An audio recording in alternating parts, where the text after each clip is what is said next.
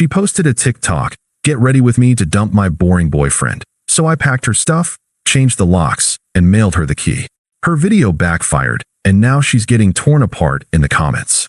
Hey viewers, before we move on to the video, please make sure to subscribe to the channel and hit the like button if you want to see more stories like this. Thanks. I've always been the type of guy who doesn't need fireworks to feel alive. I work a steady job in IT, keep a modest apartment, and actually enjoy a quiet Friday night cooking pasta and watching a movie with someone I care about. To me, that's not boring. That's happiness. At least, that's what I thought until a friend sent me a text that changed everything. It was a Wednesday afternoon. I was at my desk when my phone buzzed. The message was from my buddy Marcus. "Marcus, bro, is this your girlfriend?" He attached a TikTok link. Now, I'm not big on TikTok. I knew my girlfriend, Jenna, posted sometimes little get ready with me videos, outfit checks, the usual, but I never really paid much attention. I trusted her. I clicked the link, and the moment the video started, my stomach dropped. The screen showed Jenna sitting at her vanity, foundation brush in hand, hair tied up. The caption read, "GRWM to dump my boring boyfriend, face blowing a kiss sparkles." At first, I thought maybe it was a joke, some stupid trend. But then she started talking. Jenna, on TikTok, "Okay guys, tonight's the night. I'm finally dumping my boring boyfriend. Like, he's sweet I guess. But honestly, he's so predictable it's painful. He thinks cooking pasta at home is like a romantic date. Like hello? We live in a city with actual restaurants." She laughed at her own joke, dabbing concealer under her eyes. Jenna, and don't even get me started on his job. IT. Like, congrats, you fix printers. So hot. The comments section was already popping off, people dropping laughing emojis, some saying, "Girl, you're savage." She wasn't done. Jenna, meanwhile, "I'm out here with opportunities. I've been talking to Derek, you know, DJ Deluxe. He actually has ambition. He actually knows people. He drives a Beamer, not whatever midlife crisis sedan my boyfriend thinks is cool. Tonight I'm telling him it's over, and then I'm going to Derek's show." She applied lipstick and winked at the camera. Jenna, "Wish me luck dumping Mr. Low Value. Maybe he'll finally realize being stable isn't the same thing as being attractive." The video ended with her blowing a kiss to the camera. I sat there frozen, phone in hand, face burning. My coworker noticed and asked if I was okay. I just shoved my phone in my pocket and said I needed some air. I walked outside, sat on a bench, and replayed the video in my head. Every line stung like a slap. Boring. Low value. Mr. Fix Printers. All the nights I stayed up helping her with her college projects. All the times I skipped hanging out with my friends because she wanted to binge Netflix. All the times I picked up dinner because she was too tired. All of it reduced to a TikTok punchline. And the worst part? That was how I found out I was getting dumped. Not a conversation. Not even a text. A public broadcast. My phone buzzed again. "Marcus. Marcus. Dude, what the actual hell? You okay?" I didn't answer. What was I supposed to say? Instead, I opened the video again. The comments had doubled. Comment 1. "Girl, he sounds like a good guy. Why are you clowning him?" Comment 2. "Not the pasta slander, loudly crying face, some of us like home-cooked meals." Comment 3. "You're really bragging about leaving a stable guy for a DJ?" Yikes. A few were laughing along with her, but most weren't buying it. That gave me the smallest flicker of satisfaction, though it didn't outweigh the humiliation. I put my phone away. My first instinct was to call her, to demand an explanation, to ask why she thought this was okay. But then I stopped myself. What good would that do? She already made her speech. She already decided my worth, not in private, but in front of strangers. And once you've done that, there's no coming back. So I sat there on the bench, breathing slowly until my face cooled down, until the anger simmered into something sharper, calmer. If she wanted a show, fine. But I wasn't going to play the part she wrote for me. When I got home that night, Jenna wasn't there.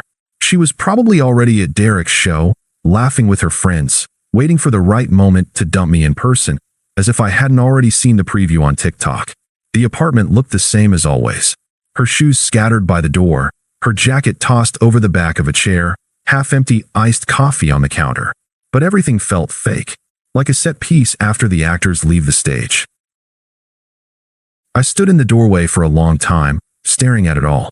My chest was tight, my jaw locked. But underneath that, a strange clarity settled in. If she thought I was boring, predictable, low value, then fine. I'd be predictable one last time. Predictable enough to do the one thing she never thought I'd do. Leave first. I went to the closet, pulled out some boxes, and started packing. One by one, I folded her clothes. Dresses she insisted she needed for content. Jackets I bought her when she said she was cold. Shoes she guilt me into paying half for because we're a team. Into the box they went. In the bathroom, I gathered her hair products. The 20 different bottles of serums that somehow all did the same thing. The curling iron she left plugged in. Another box. Every drawer, every shelf, every little corner where she had staked her claim in my apartment. Cleared. Methodical. Efficient. It wasn't anger driving me. It was focus. The kind of clarity you get when you finally realize the storm has passed and you don't have to stand in the rain anymore. As I packed, flashes of our relationship ran through my mind. Her laughing on our first date, when I nervously spilled coffee and she said, "Relax, it's cute." Her head on my shoulder while we watched movies, telling me I made her feel safe. The time I drove across town at 2 a.m. because her car broke down and she said, "You're my hero." And then the TikTok played again in my head. Congrats, you fix printers. So hot. The whiplash between who she pretended to be with me and who she showed the internet left a sour taste in my mouth. Which version was real? Maybe neither. Maybe she was always just chasing an audience. By the time I finished, every trace of her was in boxes. The apartment looked bare, but lighter. Breathing came easier. Then I did something I'd never done before. I pulled out my toolbox, unscrewed the old lock on the front door, and replaced it with a new one I'd bought months ago, but never used. I didn't even know why I had it. Maybe for emergencies. Maybe for this exact moment. The final touch was the key. I taped her copy to a small note and set it on top of the boxes by the door. The note was only 4 words. "Here's your stuff back." No explanations. No apologies. No begging. As I stepped back, my phone buzzed. It was Marcus again. "Marcus, yo? Did you talk to her yet?" I stared at the message for a while before typing back. Me? Nope. Just packed her things. Marcus, you serious? Bro, you should at least tell her off. Me, why? She already said everything she wanted. To me, to her followers, to the entire internet. I'm just giving her the ending she earned. There was a long pause before he replied. Marcus, damn. That's cold. But kinda perfect. I set the phone down. Cold wasn't the right word. It wasn't revenge, either. It was self-respect. I sat on the couch in the empty feeling apartment, listening to the silence. For the first time in weeks, maybe months, I felt like it belonged to me again. No TikToks blasting from the bedroom. No passive-aggressive comments about how I should dress better. No pressure to take her to someplace Instagram-worthy. Just me. Just peace. And I realized something. Boring isn't the worst thing you can be. Cruel is. Shallow is. Disrespectful is. She could keep her fireworks, her DJs, her Instagram moments. I'd take boring over being her prop any day. The next morning, I woke up to a flood of notifications. My phone was buzzing nonstop, group chats blowing up, people tagging me in videos I didn't even want to see. Apparently, Jenna's TikTok had gone viral overnight. I hadn't checked it since Marcus sent it to me, but curiosity got the better of me. I opened the app and searched her name. Her video had over 2 million views. The caption still read, "GRWM to dump my boring boyfriend nail polish sparkles #upgrade #level up." But the comment section had turned into a war zone. Comment 1. This poor guy? Imagine finding out you're dumped like this. Comment 2. Stability and loyalty aren't boring. You just sound immature. Comment 3. She's bragging about leaving a man with a job for a DJ? Faced with tears of joy, good luck with that. Comment 4. Duet. Some random creator shaking their head. This is why men don't trust anymore. Every time I refreshed, more duets and stitches appeared. People mocking her, calling her shallow, using her as an example of dating entitlement. And the likes? Most weren't on her video. They were on the stitches roasting her. I scrolled through, not out of pain anymore, but fascination. She wanted an audience. She got one, just not the way she expected. By lunchtime, Jenna started damage control. She posted another video, this time with tears in her eyes. Jenna, new TikTok. Okay, guys, I didn't mean for it to come off that harsh. It was supposed to be a joke, exaggerating. My boyfriend is a great guy, but he's just not the right fit for me. Please stop sending me death threats. The comments shredded her worse than before. Comment 1. You don't get to clown him and then play the victim. Comment 2. Girl, you embarrassed yourself. Own it. Comment 3. So you wanted clout, and now you're mad you got it? Even her friends, the ones who always hyped her up, had gone quiet. A couple unfollowed her. Then came the final blow. Derek, the DJ she bragged about, posted on his Instagram story. A plain black screen with white text. For the record, I have nothing to do with that video. Don't involve me in that drama. He didn't tag her, but he didn't need to. Everyone knew. The comments under his next post were brutal. LMAO, she thought she bagged you. / dodged a bullet. Bro / she got roasted harder than your last set. I didn't laugh, not out loud, but inside, a part of me felt something loosen. I didn't have to do a thing. She had torched her own reputation in less than 24 hours. That evening, my phone buzzed. A text from Jenna. Jenna, really? You packed my stuff? Changed the locks? After everything I've done for you. I stared at it for a moment before setting the phone down. No reply. 10 minutes later, Jenna, wow. Real mature. You couldn't even talk to me? You just what? Throw me out? Pathetic. Still, I said nothing. Another hour passed. Another buzz. Jenna. Okay, look. I didn't mean for it to blow up like that. It was supposed to be funny. People are overreacting. You know me, I exaggerate. I put the phone face down and went back to making dinner. Later, I checked again. Dozens of texts. You're being so dramatic. Please just talk to me. Everyone thinks I'm a monster. Can you at least make a statement that we're fine? Do you even care what I'm going through? Her desperation was bleeding through the screen. And for the first time since Marcus sent me that link, I smiled. Not because she was hurting. I wasn't vindictive. But because I finally understood, I didn't need to confront her. I didn't need to defend myself. She had done all the work for me. Over the next week, my phone became a timeline of her unraveling. At first, she was angry. Jenna. Text. You seriously think locking me out makes you look strong? You look weak. Pathetic. Everyone's laughing at you. I read it once, set my phone down, and went back to work. An hour later, Jenna. Okay, fine, maybe I shouldn't have posted that. But you know I didn't mean half the stuff I said. I was just performing. Performing. That word stuck with me. Like our relationship was just a stage she used until a bigger audience showed up. When I didn't answer, she escalated.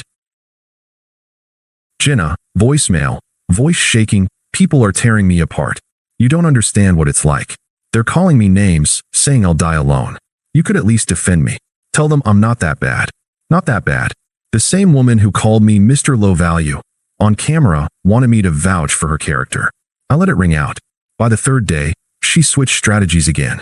Jenna, I miss you. I miss us. We were good together. Don't let one stupid video ruin that. Jenna, I'll delete it. I'll apologize online. We can move past this. Jenna, remember our first date? You spilled coffee, and I said it was cute. I wasn't lying. You make me feel safe. Every message was like watching her rewind, from smug to pleading, from arrogant to desperate. And every time, my response was the same, silence. By the weekend, she stopped trying to be sweet. Jenna, angry voicemail, wow. So that's it. You're just gonna ghost me? After I gave you the best years of my life? You think you'll find someone better? You won't. You're boring, remember? No one wants boring. Her voice cracked at the end, betraying what she didn't want to admit. The more she tried to convince me I was nothing, the more she sounded like she was trying to convince herself. I thought that would be the end of it. But a week later, she cornered me. It was at the grocery store, of all places.